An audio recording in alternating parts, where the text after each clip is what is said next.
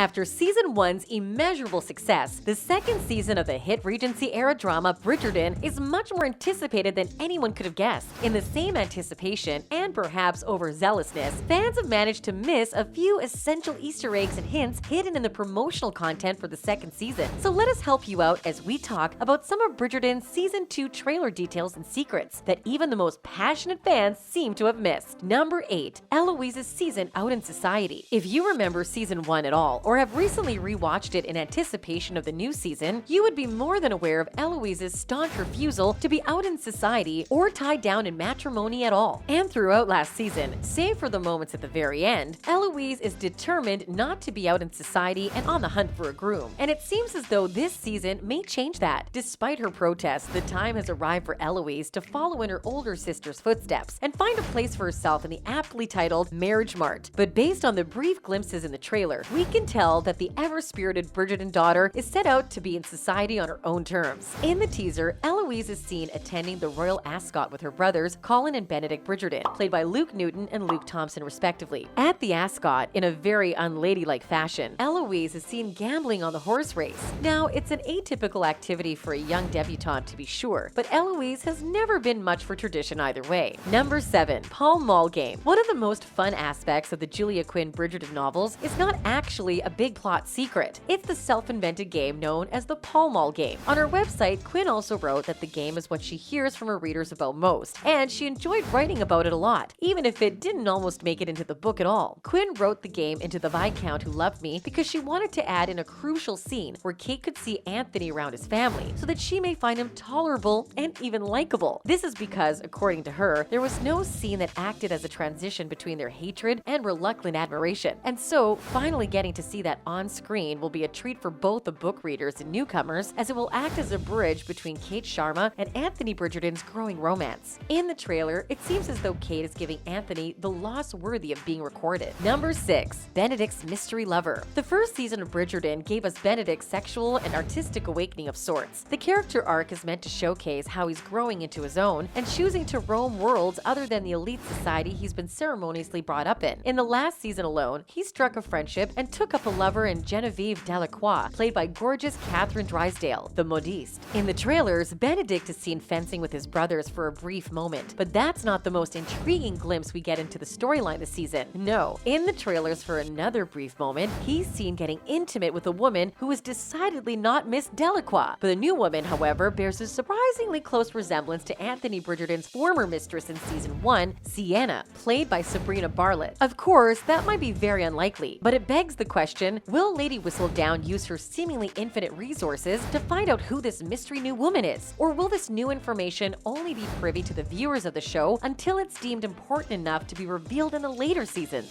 Number 5. The music. This is perhaps more a production detail than a plot detail, but it's interesting and fun regardless. If you remember, the first season of the show was unique to its period drama predecessors in many ways, and one of the most lauded ones was its portrayal and usage of modern-day music in a classical setting. The most famous example of this would be the cover of Billie Eilish's Bad Guy as an orchestra piece, a string quartet cover. Composer for the show, Chris Bowers, promised way back in November of 2021 that this season 2 would contain more of these string quartet covers that fans have come to love so much. However, the one theme that may not be featured quite heavily is Simon and Daphne's theme, which when thought is obvious why. In fact, Anthony and Kate will get their very own theme this season. Number 4. Edmund Bridgerton. So far we've seen almost all immediate Bridgertons on screen, from Violet to Cynthia, all but one. The elusive, mysterious father to the Bridgerton siblings, Edmund Bridgerton, has only been spoken of as a beloved patriarch who isn't alive anymore, but anyone who's read The Viscount Who Loved Me will immediately understand why Edmund Bridgerton is very relevant to Anthony's personal growth and the much larger storyline, and why Rupert Evans has been cast in the role of the Bridgerton patriarch for flashback scenes. Since Edmund's relationship with his oldest child, Anthony, is the strongest, it's only reasonable to presume that his life, or his loss of that very life, plays a major role in how Anthony makes life decisions now, as the oldest and the first in line to take his father's place. In the teaser trailer, Edmund is seen showing a younger Anthony how to shoot, and this single brief scene in the trailer, plus the fact that he plays a key role in Anthony's current decision-making skills, according to the book, suggests that we will most likely see more of Evans portraying the character. Number 3. NEWT the Corgi. This is a small hidden detail you might have missed in the promotional content for the second season of the show, show. Maybe because it was so brief, or maybe you didn't miss it at all but glossed over the relevance of it. For it's entirely impossible to ignore the cute corgi that shows up in the trailer for the briefest of seconds. The happy-looking dog who made his big screen debut is nothing but a ridiculous troublemaker. NEWT is Kate's corgi, who is far from being a typical good boy, and viewers, much like Anthony, are advised to be wary of his deceptively adorable face. Kate Sharma might be a constant and looming threat to Anthony's relentless attempts to woo her sister Edwina, but reports suggest that NEWT is going to be just as much a troublemaker, if not more. We cannot wait to see what this round boy with sharp canines would be getting up to in this new season. Number 2. Simon and Daphne, Trouble in Paradise. Last season, we saw Simon and Daphne's intense chemistry and passionate romance finally receiving its happy ending, and the two parted the larger Bridgerton family to lead their married lives as Duke and Duchess of Simon's impressive estate.